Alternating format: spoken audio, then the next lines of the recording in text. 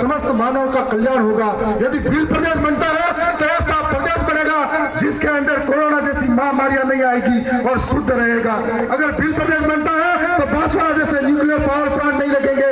भील प्रदेश बनता है तो हमको विस्थापित नहीं होना पड़ेगा। भील प्रदेश बनता है तो जो लोग हमारे अधिकारों को जमा कर बैठे हैं वो नहीं होंगे, शासन हमारे हाथ में होगा।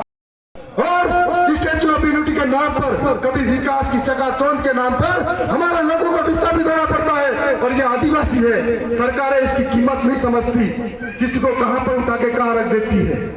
यहाँ पे खनन अलग तरीके से होता है कई माइंस के अंदर, और स्थानीय लोगों को रोजगार नहीं मिलता है। हमारे जैसे नौजवान जब बीएड करने के बाद में अहमदाबाद में मजदूरी करने पर मजबूर हो जाते हैं। इनकी पीड़ा में समझता हूँ, क्योंकि मैंने भी वो काम संघर्ष से किए हुए हैं। तब हमको सोचना पड़ेगा कि सरकार आदिवासी के प्रति कितनी हितैषी है। बारी बारी से कोई भी आया, लेकिन यहाँ की समाज, यहाँ के लोग, यहाँ की व्यवस्था के बारे में सोच नहीं पाए। मैं आपको बता दूं कि हमारे लिए ट्राइबल एडवाइजर काउंसिल का गठन किया गया है, और ट्राइबल एडवाइजर काउंसिल के माध्यम से हमको अलग से फंड मिलता है जनजातीय क्षेत्र विकास के बारे में, जनजाति परिषद। और उस जनजाति परिषद के अंदर कोई भी आदिवासी उसका अध्यक्ष होना चाहिए। लेकिन राजस्थान सरकार के भजन लाल जी मुख्यमंत्री उस पर अपना हक जमा कर बैठे हैं।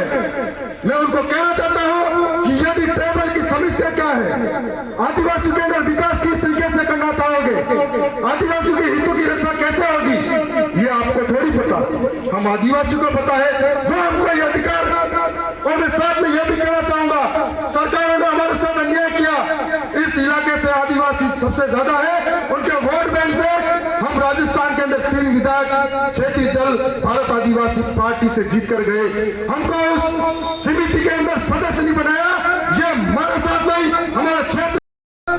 हमने ये भी सदन के अंदर मांग रखी थी कि जो सिख नौजवान हैं उनकी भर्ती के अंदर न्यूनतम पात्रता अंक जारी किया जा रहा है, जिससे हमारे नौजवान को नुकसान झेलना पड़ रहा है। और बीपीएड, पुलिस भर्ती और जो तमाम कृषि प्रवेश है, इन सारी भर्तियों के अंदर पद रिक्त रहते हैं।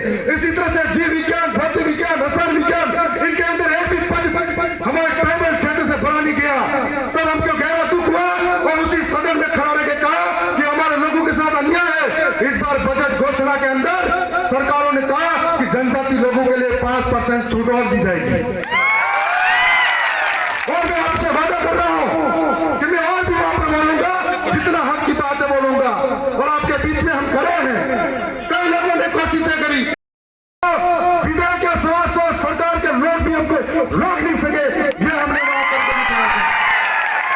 हमने यहाँ पर भील प्रदेश जो हम आज एक नया कानून खड़ा करने जा रहे हैं, जिसके माध्यम से हम लोग हमारे कई मांगे हैं, जिन मांगों को आज एकत्रित होकर सरकार को संदेश देने जा रहे हैं। हमने संदेश ये दिया कि आज संविधान के अंदर 5 अनुसूची है, लेकिन उसका फायदा और धरातल पर लागू नहीं हो रही है। और मैंने विधानसभा के अंदर ये क्वेश्चन लगाया था कि हमारे यहाँ पर पैसा एक्ट कहाँ बना हुआ है। कुछ लोग झूठा भर भर के दे रहे हैं, मेरे हाथ से बचकर कोई नहीं जाएगा। साथ में जो सरकार हमारे यहाँ की स्थिति से वाकिफ नहीं है और हमको सदन में गाली देती है, तब आप सबकी ताकत की वजह से राजस्थान के अंदर 3 विधायकों ने राजस्थान के शिक्षा मंत्री को सदन में माफी मंगवा दी।